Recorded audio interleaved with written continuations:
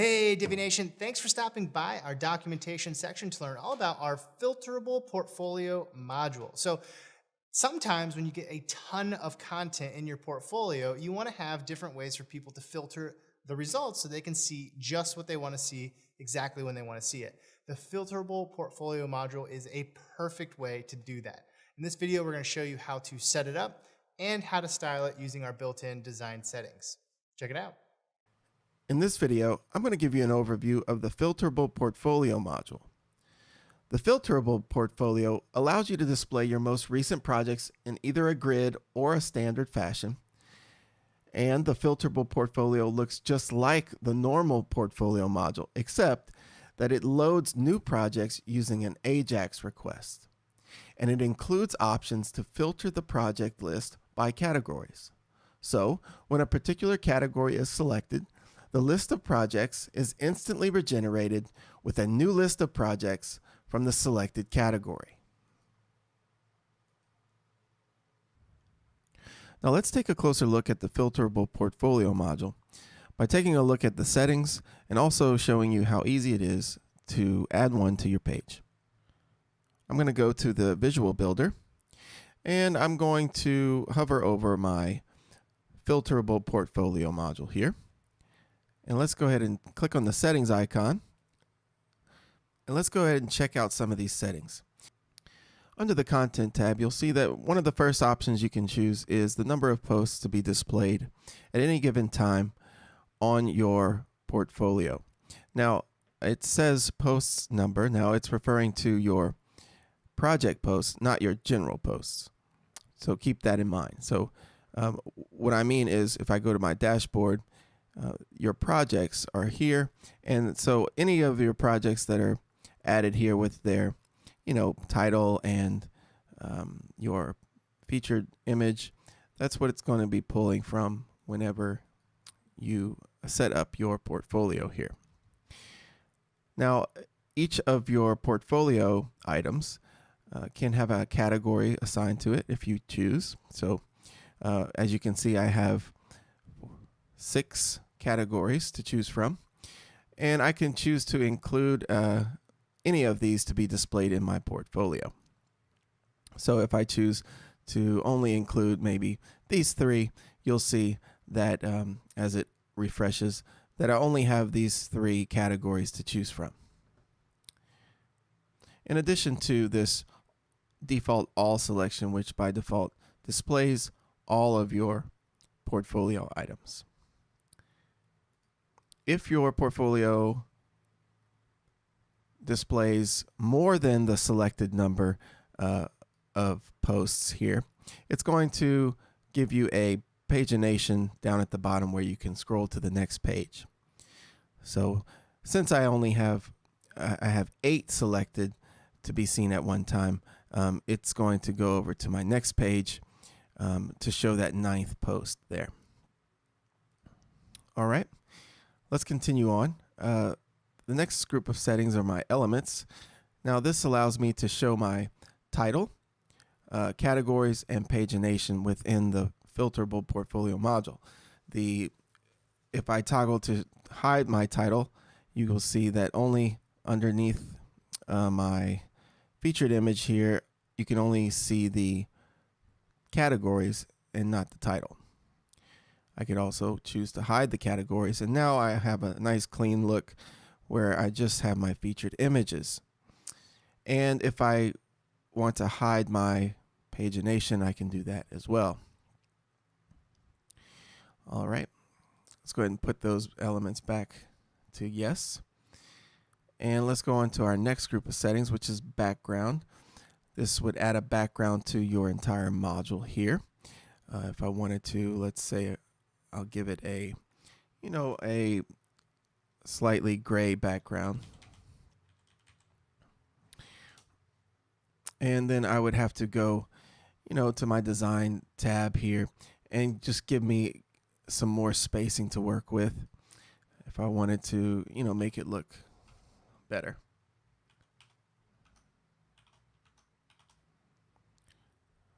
So that's a good option. Go back.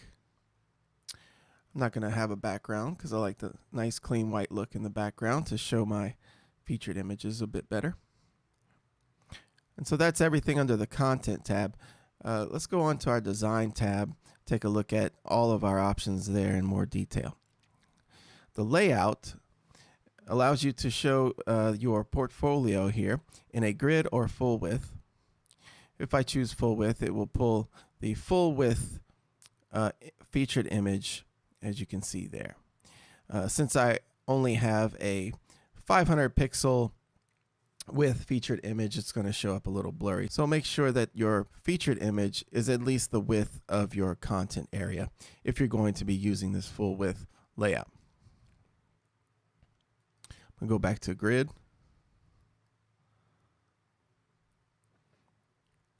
The overlay is this nice little hover effect. This overlay that shows up whenever I hover over any of the featured images. As you can see, it shows a green color with an opacity so I can see through it. Also, this little icon.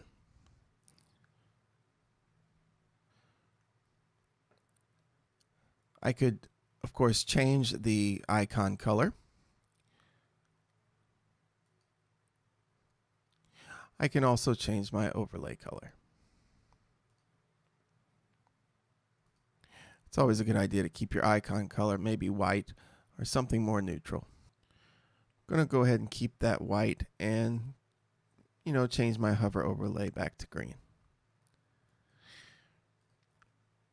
The image section here allows you to customize the image in a way of giving it a box shadow or a rounded corner here, and also a border.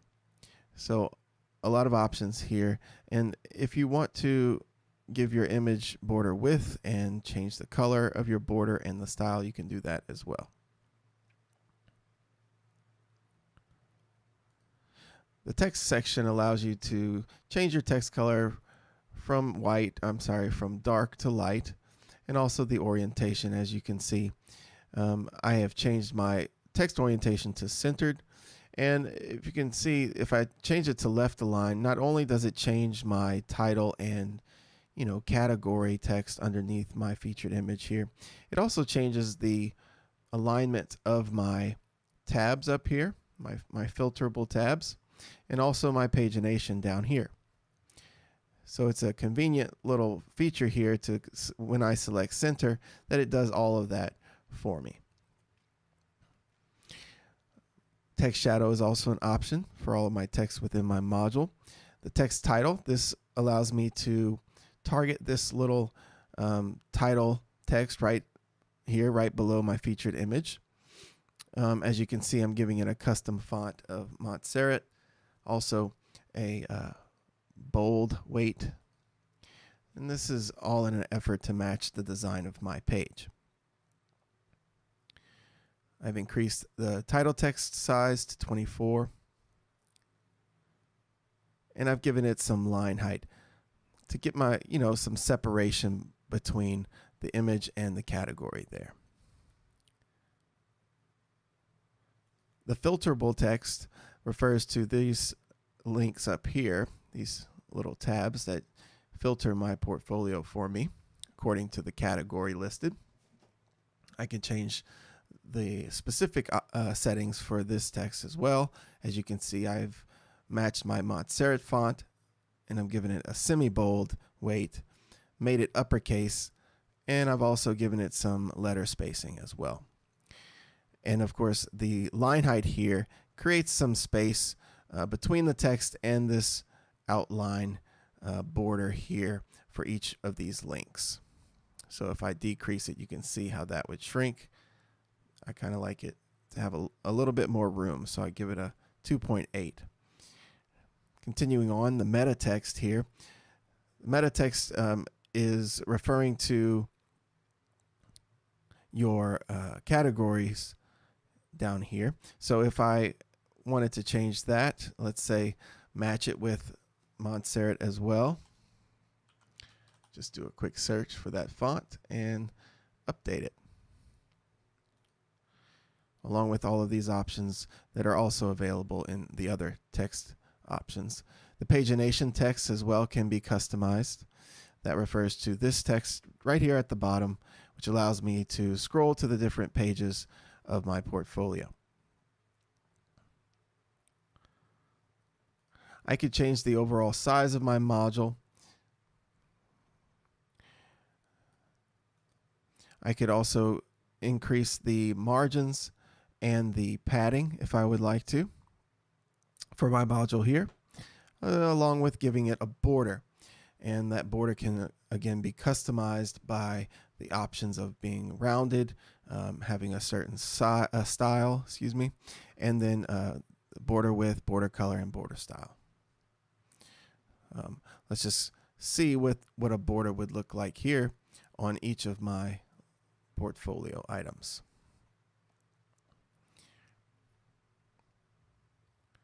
All right. Continuing on. Box shadow can be applied to my overall module here, if I would like that. And of course, animation to the whole module as well.